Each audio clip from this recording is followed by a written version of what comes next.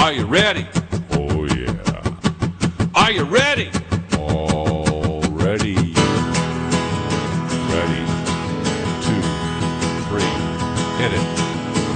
I saw you were with them last night. I saw you were with them last night. Don't burn the bridge, burn the paper. That's Don't Burn the Bridge, Burn the Paper, written by yours truly, ergo Billy D, my alter ego, coming to a venue near you soon.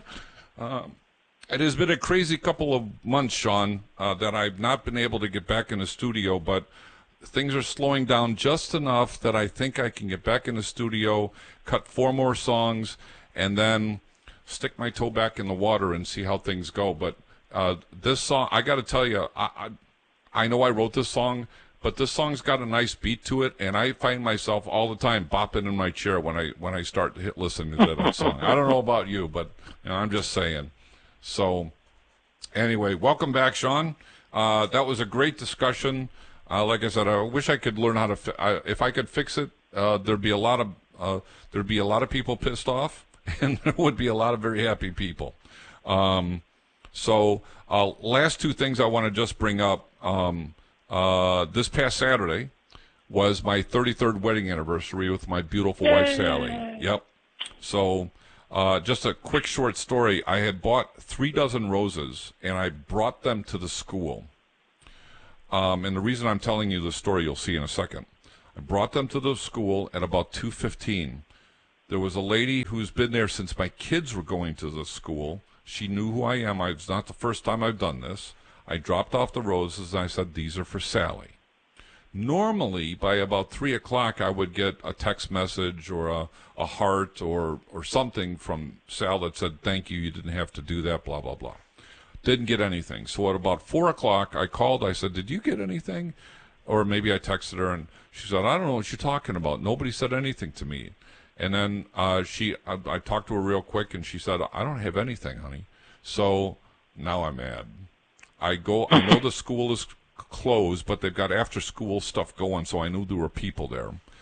Go to the school and found somebody to let me in. He knew who Sally was. He walked me into the office. The office was closed, and lo and behold, those 3 dozen roses were sitting exactly where I put them when I left the school. So customer service is, in a lot of different places, just become a 4-letter word, and it's sad commentary. But Sally did get the roses. We had our 33rd wedding anniversary. We had a very nice dinner at an Italian restaurant in Libertyville. Then we went to go see the Music Man, which was very good. And then the next day we went over to Independence Grove, had a picnic, and went on the paddle boat.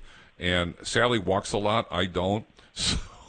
So to say that I was feeling the burn is an understatement.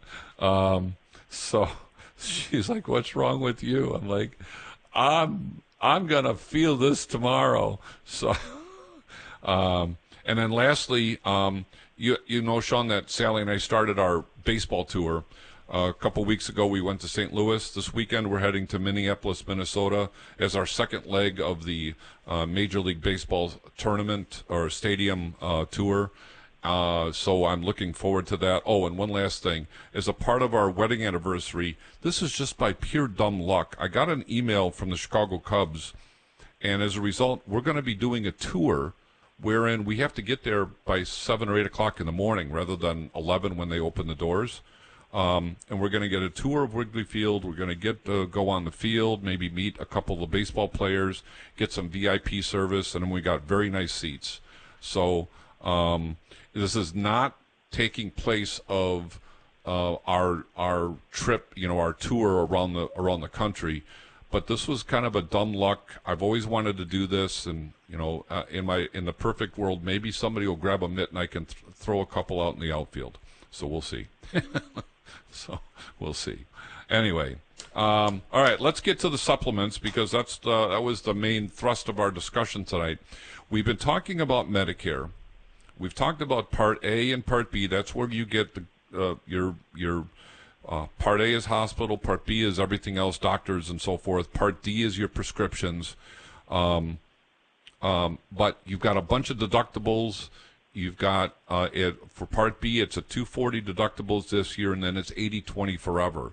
So if you don't have a supplement, you're exposing yourself to thousands of dollars of medical bills, thousands of dollars.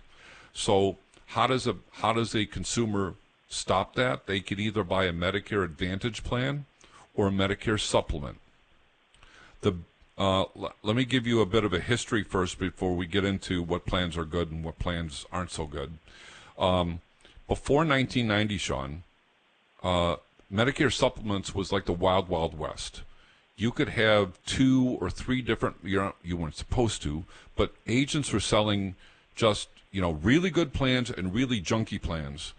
And until such time as enough consumers had gotten burned, and so they standardized everything in 1992. So we went from the wild, wild west to, here's your cake. It's the same cake for everybody from Maine to Hawaii. You're going to have to live with these parameters. Kind of like Obamacare to some degree, except arguably a lot better and certainly not as expensive, God knows. So in 1992, they standardized things, and there are 12 plans. There were Plan A, B, C, D, F, G, and then there is K, L, M, N, and they also had a Plan J. Now, nobody really buys a Plan A. It's just pretty much covering the deductibles for hospital. I couldn't even tell you what's in B. As we speak today, Plan C and Plan F you could have, but they were stopped. Those plans were no longer being sold as of January 1st of 2020. They were sunset. You can keep your plan, and yes, you could keep your plan, and keep those programs, no problem. And as long as you paid the premium, you're golden. Plan F was replaced with Plan G.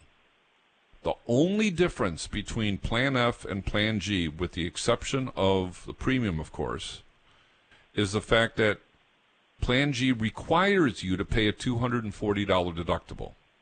And once you've met your deductible, everything is, as long as Medicare has approved the service, everything is covered 100%.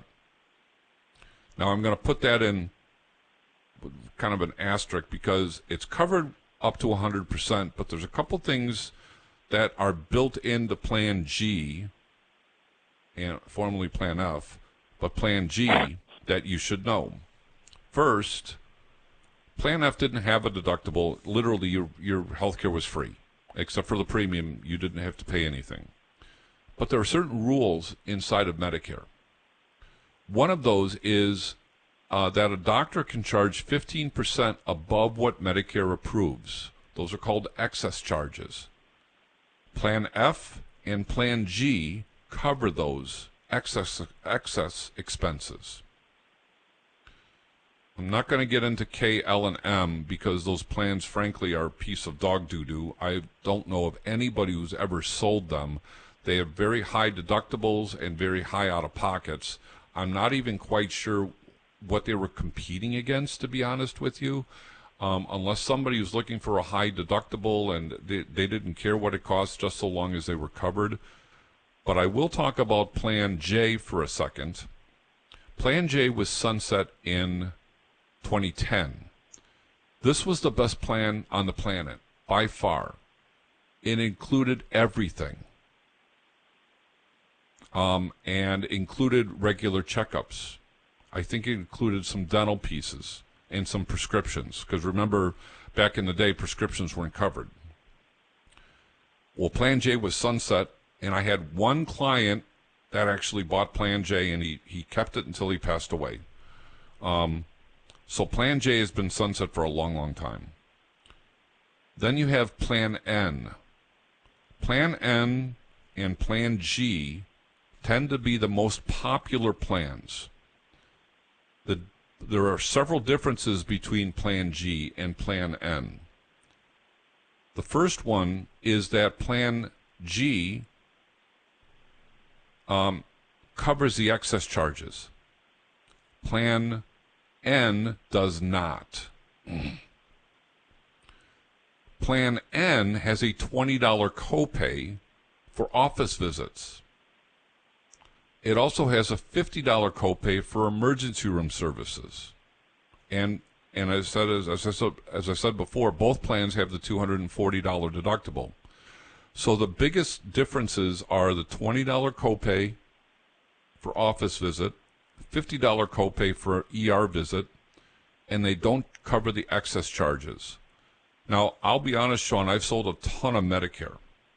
I have not ever seen a situation where a patient had to cover excess charges from a provider who accepted Medicare. Now, I know they're out there. I've just not seen one before.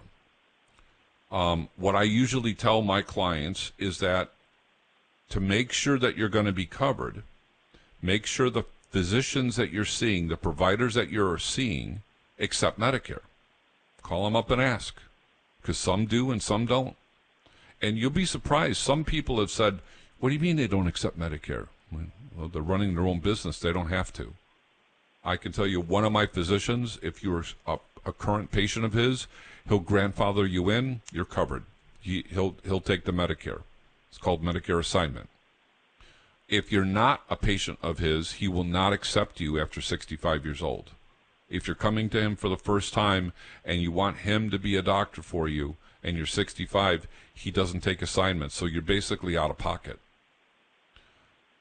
But I've never seen anybody have to do with excess charges. The other part that is a little bit of a difference is that Plan N doesn't cover international travel, whereas Plan G does. It'll cover 80% up to $50,000.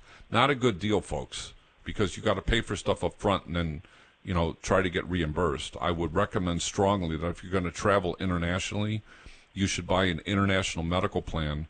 The only caveat that I'm going to tell you is a lot of those plans have pre-existing condition clauses, and there are certain no-goes that they won't cover. So if you are suffering from a bad heart condition, it's very dubious that they're going to cover you if something should happen. If you're suffering from cancer, you're very dubious that they're not going to cover you. So you got to make sure you read the fine print. As I like to say, it's not about the premium, it's about the contract. The claims department doesn't give a rip what the premiums look like. The premiums, the claims are going to be paid based on the contract. In the Medicare supplement world, all the contracts are identical in the supplement world. Now, what do the supplements do not cover? Generally speaking, they don't cover a dental, they don't cover vision, and they don't cover hearing aids, as an example.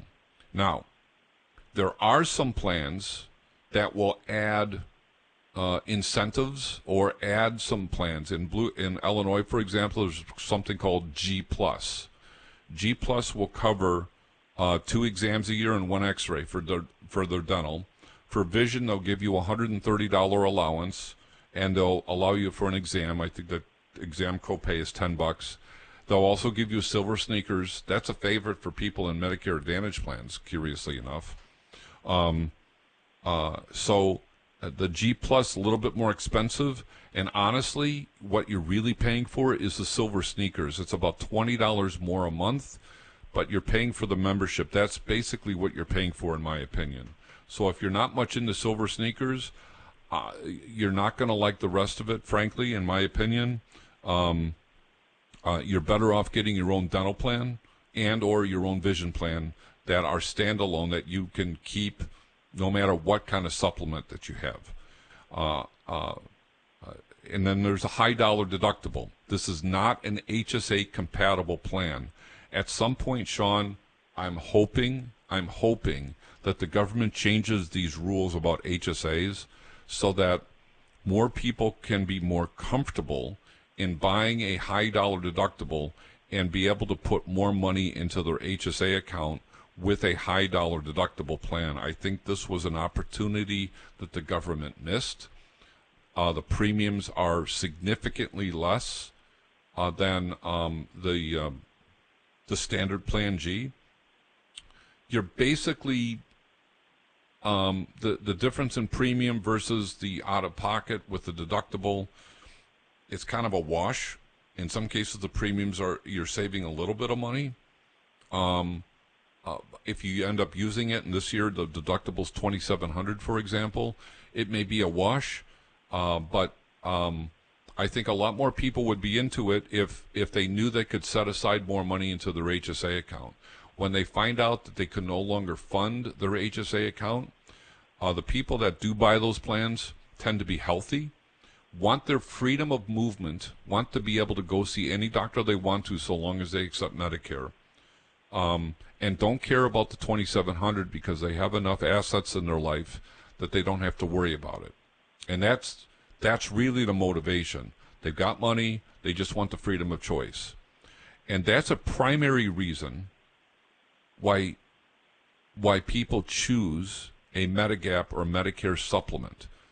They don't want to be limited to the smaller network that the Medicare Advantage plans offer.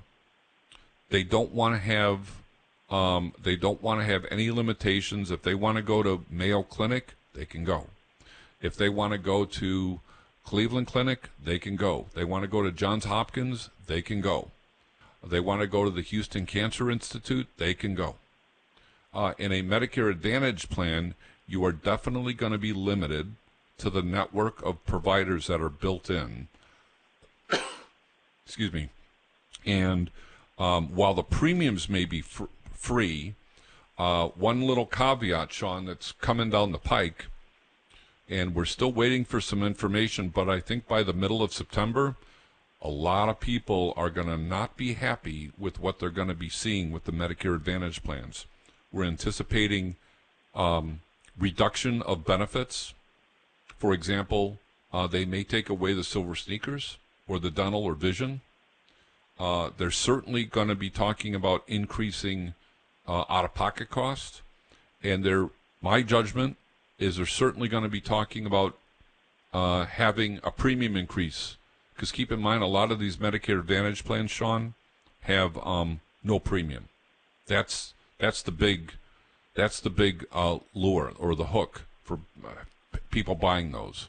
Back in the day, maybe 20-30% of the population bought Medicare Advantage plans. Today, it's about a 50-50 split. So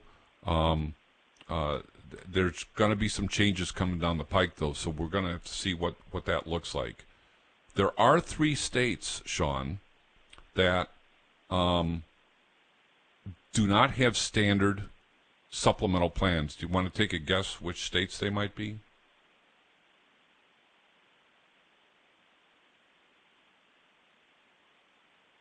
Are you still there? Texas, Florida, and Rhode Island. Nope. Not even close. Minnesota, Massachusetts, and Wisconsin. And I've written business in Wisconsin. It's a pain in the neck because you are literally having to figure out what pieces of the puzzle you have to include in order to make the plan work for the client.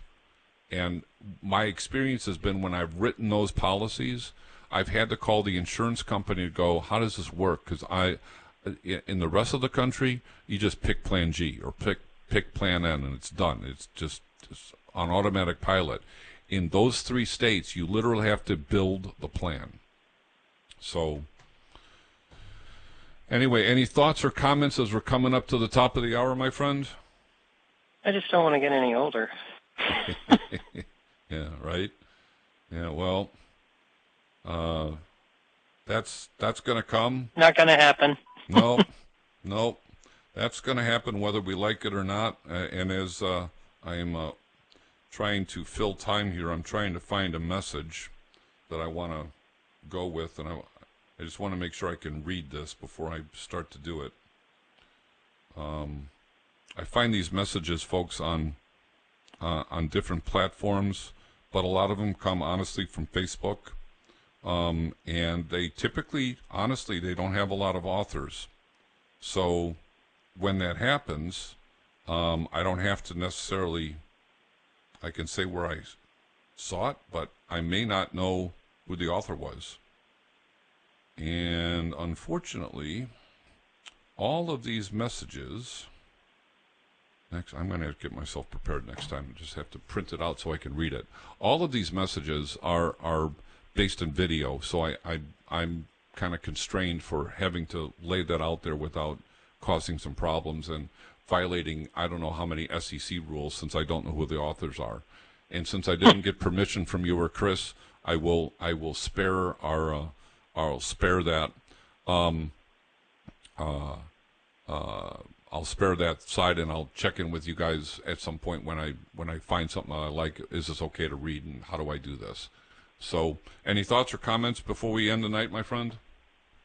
No, Bill. I think that this is a challenge, and I know that Medicare Supplements and Medicare Advantage plans. What is it? 12,000 people a day turn age 65, yep. And there's just going to keep on a rolling, and medical expenses are something to be planned for, even. Yep. I mean, I'm stating the obvious, I know, but thanks. Yeah, it's not a scary thing, and as I said 100 million times on the show and in open venues, this is not the easiest thing to work. It's not simple. It's complicated. I had a client who didn't finish applying for her Medicare Part A and B, and ended up not being covered for the month of May, and still got issued a supplement without the Part A and B being done, which I'm still to this moment blown away. The agent that issued the supplemental policy and the insurance company issued the policy without Part A and Part B and when those and Medicare number that she was supposed to have. As I told her today, I said, the fact that you have a supplement is not relevant because they don't know your Medicare number. So the moment a claim comes in, it's going to be denied because they don't have the information. So, make sure that you get the insurance carrier the number. But I also think it was malfeasance on the part of the agent to even issue the policy without the numbers being in hand. And this agent had been working with her since February, I guess, of this year. So we are at the end of the evening, Sean. You tell your beautiful bride hello. You stay out of trouble. My name is Bill Miksch. I'm president of WDMA Financial Group. This is your Insurance Corner at 101.5 FM, WLCB, Slade's Corner, Wisconsin. We'll see you next week, folks. Have a great night.